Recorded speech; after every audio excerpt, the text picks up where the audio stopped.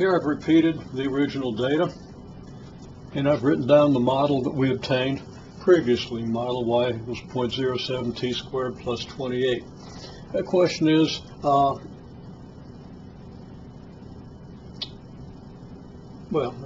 we'll leave this question off for a minute. That question comes a little bit later. Okay, here's our model. And what we've done with the model is we've made a prediction of the model of where the ball will be at each clock time. Okay? To get the time 1, we plug 1 in for t. We evaluate this. And to the nearest whole number, all these are rounded to the nearest whole number.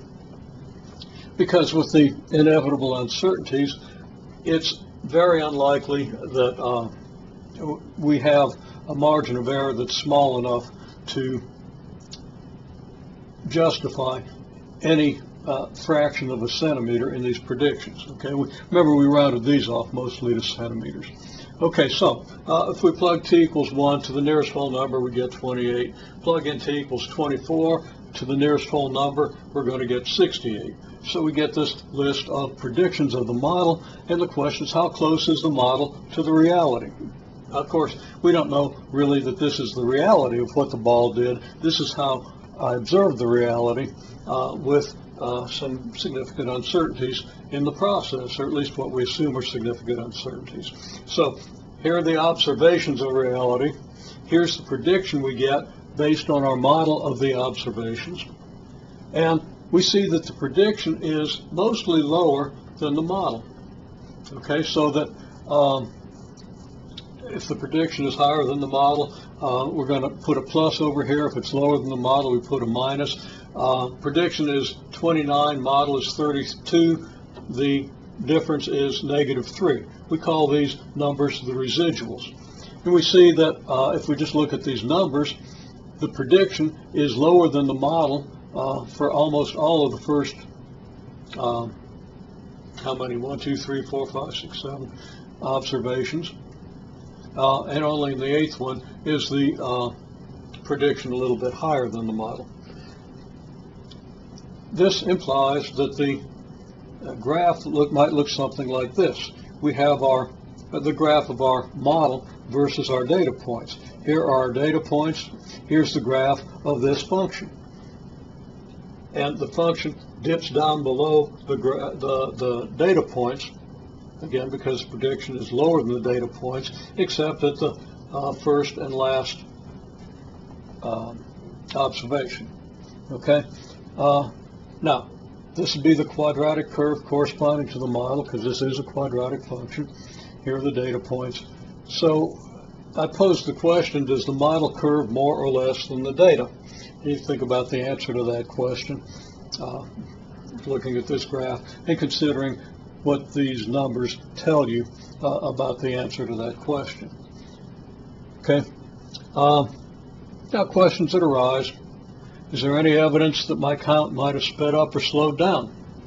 Assuming the actual distance versus time is really a quadratic function, which it should be. Physics predicts that it will be, and it really should be to a very high level of accuracy, but we don't know for sure that that really is the case, because that ramp might have some flaws in it. It might have a dip in it, presuming the ramp is straight, because physics would not predict a quadratic model if the ramp wasn't straight.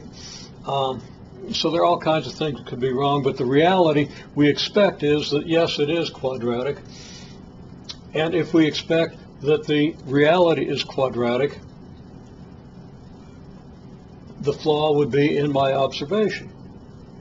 Okay, so if I was speeding up my count, or say if in some other way my count was inconsistent, then this data is not going to be quite right. I might have been close, but I might not have been perfect.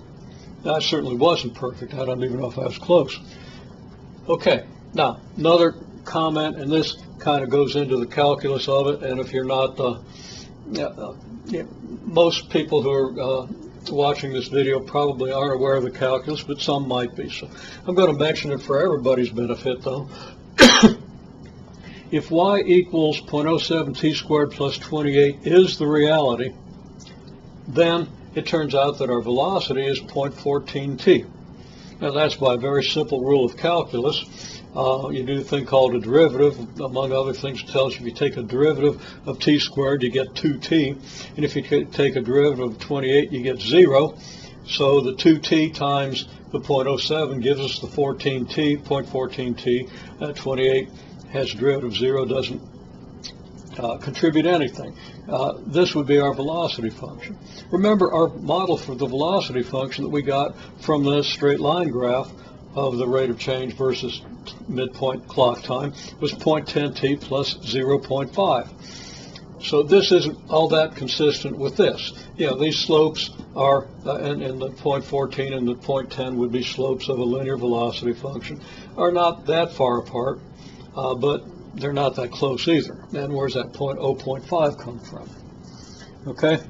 And then I'll make one further comment, and this is kind of astounding, and it's just an astounding set of coincidences because I know I wasn't that accurate in getting the data. But if instead of drawing your own curve and estimating the points and getting a slope and an intercept or getting a point on the quadratic, if instead we do the best fit model, which can be done by a spreadsheet, any spreadsheet will do a best fit quadratic, any graphing calculator will do it. If we do that with my data, the best fit quadratic model turns out to be 0.0501 t squared plus 0.45 t plus 29. Now, comparing that with the 0.07 t squared plus 28, the constant number 28 is pretty close to 29, but the 0.0501 is quite a bit different than the 0.07. There's a 40% difference between those numbers. Okay. Also, if we do the linear fit with the average rate of change versus midpoint clock time, we get velocity as 0.102 t plus 0.49. Now, I'll just say, if you do the calculus, the magical calculus calculations, you're going to get 2t here multiplied by 0.0501. What does that give you? Well, double 0.0501 is exactly 0.102. And these are the results of the best fit lines to the to three significant figures. Now, if you take the 0.45t and do the calculus, it gives you 0.45 rather than 0.49. So there's a little discrepancy there. But it's kind of astounding how close these models came out, given, again, all the uncertainties in the observations. Now, I'll add that, yes, it's astounding that the models would come out that close. If I did it again, I'm sure they wouldn't come out that close. However, what we see here is the power of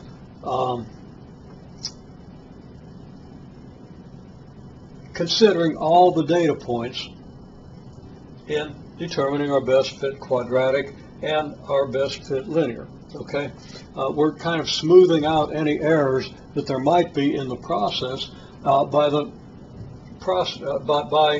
doing a best fit linear or quadratic fit as appropriate.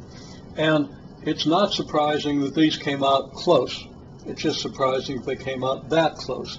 Despite the flaws in my measurements, despite the flaws in the experimental apparatus, which was mostly me, we would expect that these two models would be reasonably compatible. Again, the idea is that doing a best fit to an extensive data set smooths out the rough spots in the data, giving us a pretty good measure of the reality.